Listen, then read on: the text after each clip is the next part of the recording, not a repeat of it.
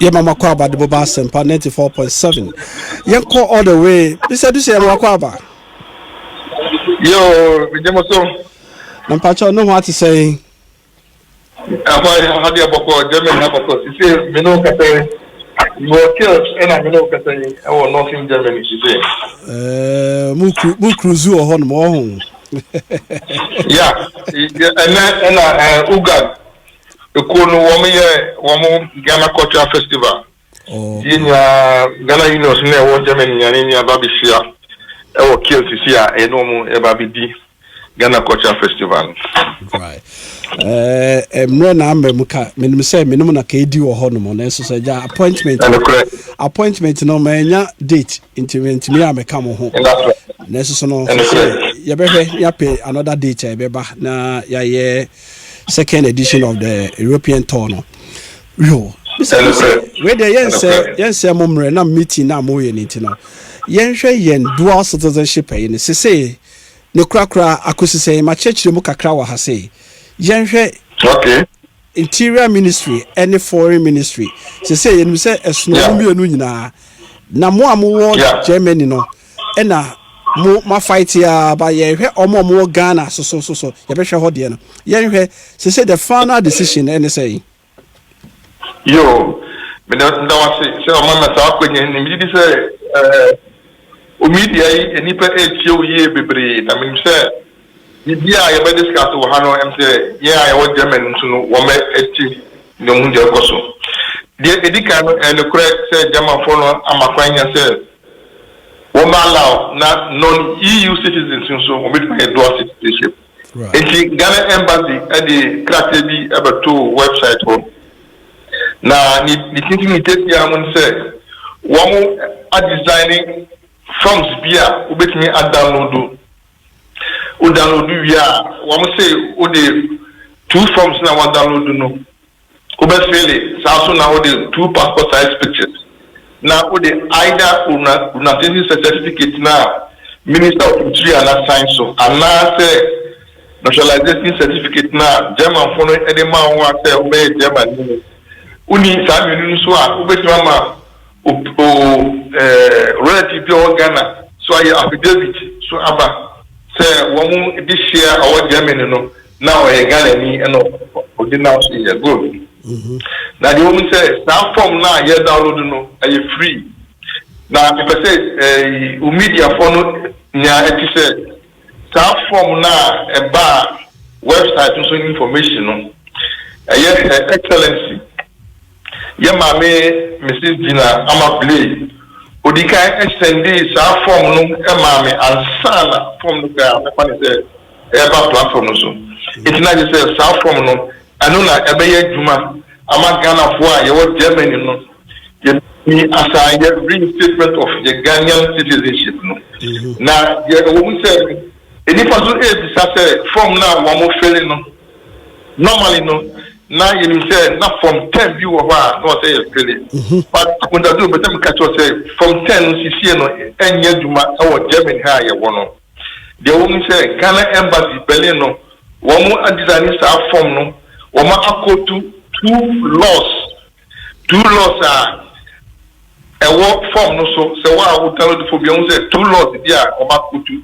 paragraph you know and no and I will move so any I start na my and you know applicants so filling the forms no now or the command Ghana embassy Berlin for now one more ever send the forms no ako Ghana ako Minister of Interior and the Minister of Interior no so okay form no so crap now baby anyone Minister of Interior no obetro and also obesan also na the woman say the Minister of Interior no obetro letter for and they say or share forms now the command Ghana embassy no now also ajiwa to say no or reinstate you as a Ghanaian you a separate letter a very free Minister of Interior no na or the abroad this letter no the Ghana embassy Berlin for Saka no oma post applicants no this letter no applicants no every generation no also they apply for the Ghana passport no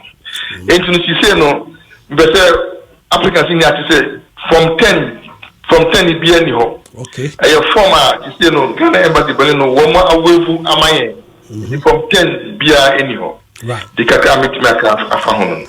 Right. Me bro say okasa form 10 ni hono. And pass no oko interior ministry also so. Also say there's a form 10. You have to write a letter. Yeah.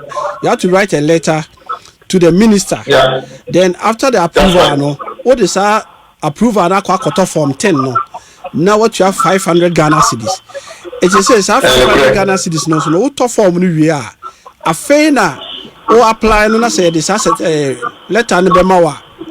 Who bet you 100 account na say 600 Ghana cedis. It is say na so da sa site ho no no. Mo Germany no e die ne isusuye be ma say they say we mu 600 na free ho amamo on the law na wo kana na. Yo and asam na o ka say no obi a or apply from Ghana. But he says, yeah, you want Germany, no? So, law peculiar to Germany. It's no Santina, Ghana Embassy for Berlin, so I am Shayana, or my design is how form, no? It's no media make me, I can say, Germany, no, who apply from Germany, there, you don't need any form 10. Yeah. Okay. Obi wa Ghana not to apply, and it's different. But Obi what Germany, there. Nipakono doesn't need any Form 10 to apply for the dual nationality. Okay. Right. Yo, yani Mr. Du say one of the Ghanaian leaders of war Germany and Edin Kono. Na me ka bibi so say about me and media ira ebia me hu baby agege Berlin for na omoba omohuri war no te say eja opanyi kwakua pia no say no. I say media ira Nidia Irano, photocopy be one more. I want to be fan count.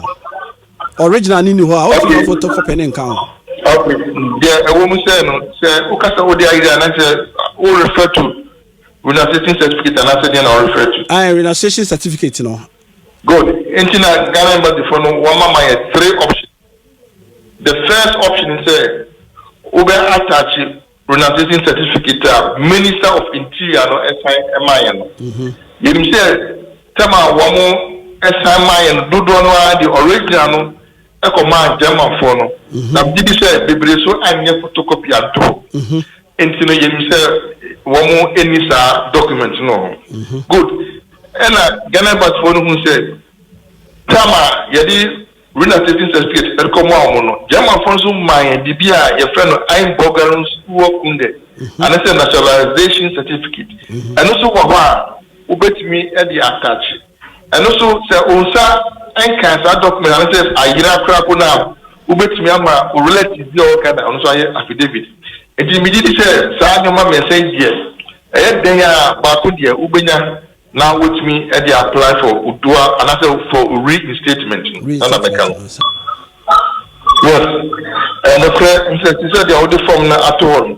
A form a 2 pages form. The edikano overthrow udin or particulars or telephone number or fear address or Germany any Ghana na a channel so no wama or telephone number any email address. That document here over fellow over sending either from Ghana Embassy for now also afford it and a Minister of Interior. Minister of Interior Nisaka one more ever type of separate document at the above for reinstatement of your nationality. It is that document, one more person at the Ghana Embassy Berlin. Also, as a car now also opposed to at the abroad. It is that document, and I said, Unsaka and a man who crime. So, Uko Ghana Embassy for website for now, Uko reapply for a new Ghana passport. It is very, very simple. Ghana Embassy for now, I say, yeah, from 10 was from 10. Naka first time I never told so na a requirement. You see, no, one more person, you so simple, easy. Emma Ghana for Germany, one more get me from 10 if you want, being well here, from 10. Yo, yeda wasibebre. It is no necessary. Ataji Martin Dene, just German for Yabomosu.